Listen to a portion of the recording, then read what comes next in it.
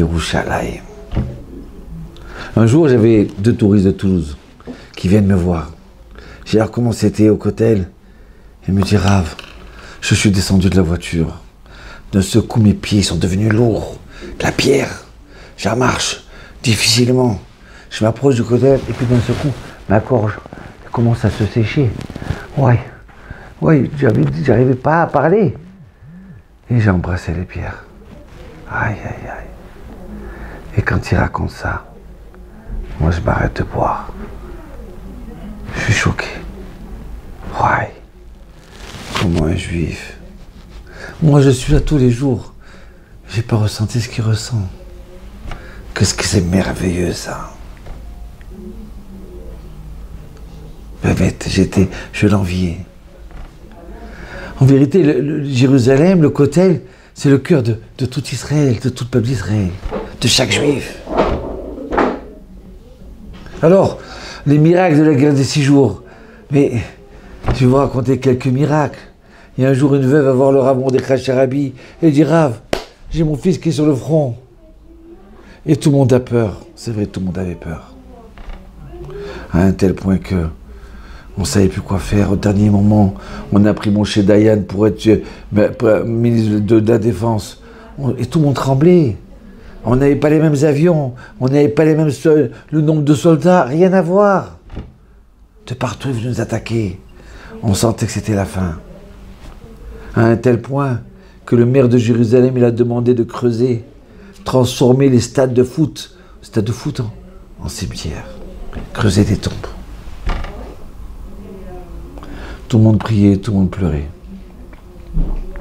Rav, je vous en supplie, allez sur la tombe d'un tzaddik pour prier pour que mon fils il soit sauvé. J'ai peur. Le Rav, il rentre dans sa chambre, il revient au bout d'1 minute, il me dit, t'inquiète pas ma fille. Les tzaddikim, ils sont plus dans les tombes. Ils sont partis au front. Ils sont partis au front pour se battre contre les Égyptiens, les Syriens, les Jordaniens, les Irakiens, les Libanais. Oui, la guerre de 6 jours, même 6 jours, c'est pas possible de dire une guerre de 6 jours. C'est pour dire le miracle. Quand Hachem s'est reposé Shabbat, eh ben la guerre s'est arrêtée. Shabbos. Alors écoutez les miracles. Voilà que Moshe Dayan, il décide. Il dit au Ramatkal, qu'est-ce que vous avez prévu comme s'il nous attaque, qu'est-ce qu'on fait Et si on attaquait nous avant?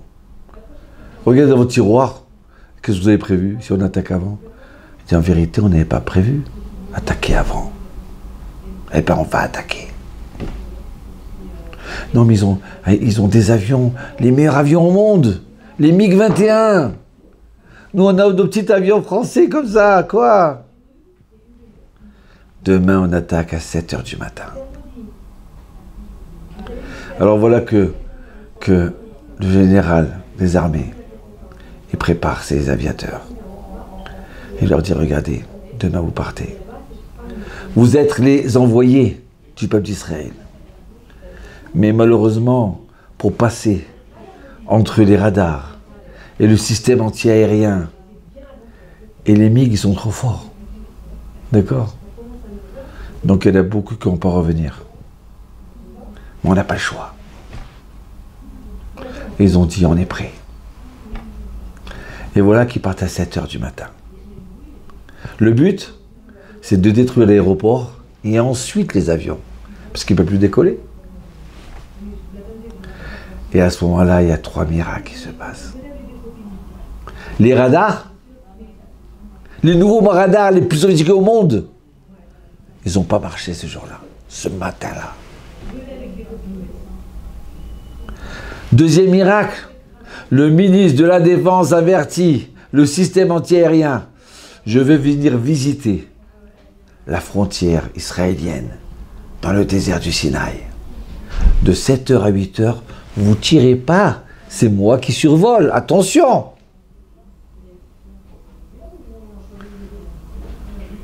Troisième miracle, c'est quoi? Il y avait tous les matins de 7h25, il y a 4 MiG, Super MiG 21, qui décollent pour visiter la frontière israélienne, voir s'il n'y a rien, s'il n'y a pas de danger.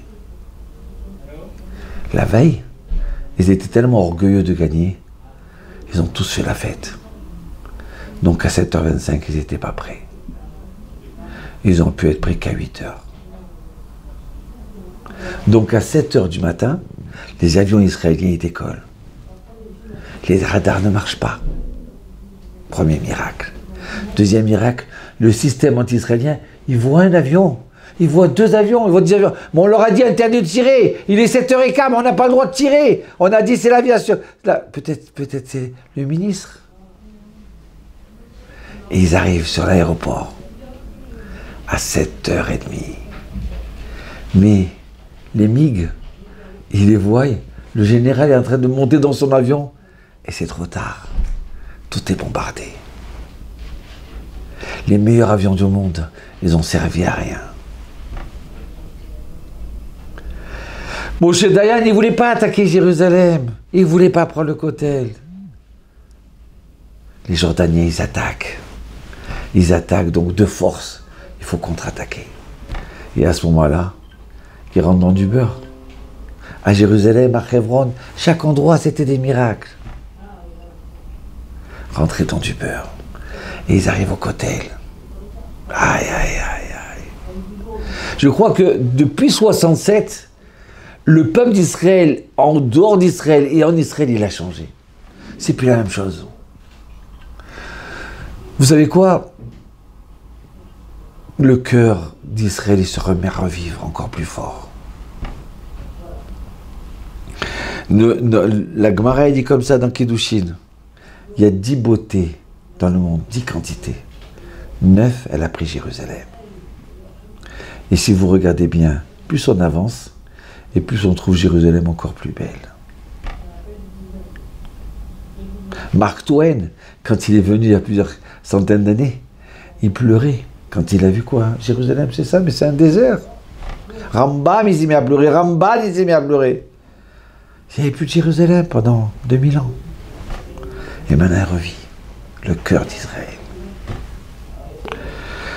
Aïe, aïe, aïe, aïe, aïe. Vous savez quoi? Le Midrash, il dit que Jérusalem, c'est la lumière du monde. Alors, oui, je comprends ce juif-là, qui avait la gorge serrée. Alors moi, j'ai décidé d'aller prier au Kotel, le matin honnête. Et voilà qu'un jour, un matin de Shavuot, je me trouve là-bas. Et puis d'un seul coup, je vois des milliers de gens qui arrivent de partout pour prier honnête. Mais j'ai pas compris, toute l'année, il n'y a pas autant de monde comme ça. Qu'est-ce qui se passe? Et d'un seul coup, je vois au loin le rabbin Sitruk Zatzal, avec toute sa communauté. Ils avaient étudié toute la nuit. Et ils arrivent, prier au Kotel, il n'y avait plus de chaises, on était serrés. Mais c'était tellement beau, tellement fort. Et je me suis posé la question, mais pourquoi à Shavuot, cette coutume, elle est là comme ça chaque année? Ils arrivent de partout, les Yerushalayim. Je sais comment expliquer. Que le premier moment, après la guerre de 6 jours, où les Juifs, ils ont pu venir embrasser le Kotel, les portes de la vieille ville ont été ouvertes aux civils, c'était juste avant Shavuot. Donc à ce moment-là, ils n'ont pas voulu attendre le lever du jour. Après l'étude, ils sont tous venus, des milliers, ils sont venus pour aller embrasser, remercier Hachem au Kotel. Depuis, chaque année, il y a beaucoup de gens qui ne savent pas. Ils sont attirés, ils sont inspirés pour aller au Kotel à ce moment-là. C'est devenu une coutume. Voilà, comme c'est merveilleux. Regardez, une fois, j'ai dit à quelqu'un, je voudrais, tu viens de nous voir, tu viens voir l'école, c'est des gens en Israël, viens à Yerushalayim. Il me dit quoi? Je vais venir en Israël et je ne vais pas à Jérusalem, mais je suis obligé d'aller à Jérusalem. Autrement, je vais à l'île Maurice. Si je suis en Israël, je vais à Jérusalem, c'est sûr.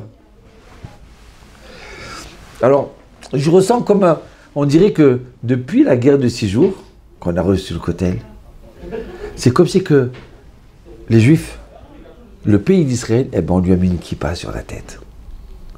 La Torah, c'est plus la même. La Torah de Jérusalem. Les gens à Jérusalem, c'est plus les mêmes. Et ce que je suis sûr, c'est quoi? C'est que le pays s'est transformé. On avait 400% d'inflation. Petit à petit, hop, on a plus. C'est l'une des meilleures monnaies au monde. L'agriculture, je suis sûr que ça vient de là. Parce que Akadosh Hu, il a créé le monde à partir du centre de Jérusalem. Even Ashtiya, cette pierre-là. Donc Jérusalem donne une bracha au monde entier.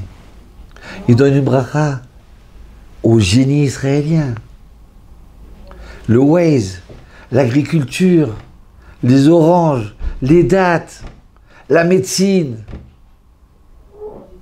l'armement, tout. Et c'est une bracha tellement forte, d'accord, que quoi? Il y a marqué comme ça. Kimitzion tetze Torah udvar Hashem Yerushalayim. Que les paroles de Dieu elles sortiront de Jérusalem.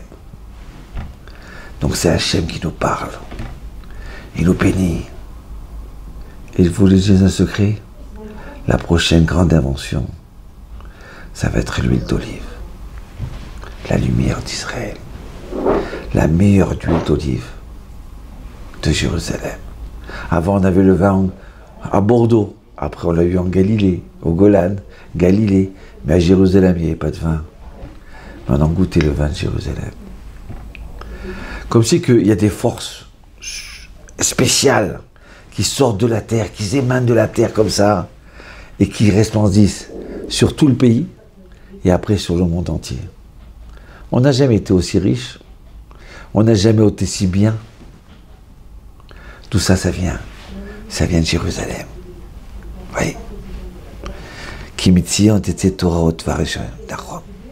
Donc Yerushalayim, c'est la bracha pour le monde entier.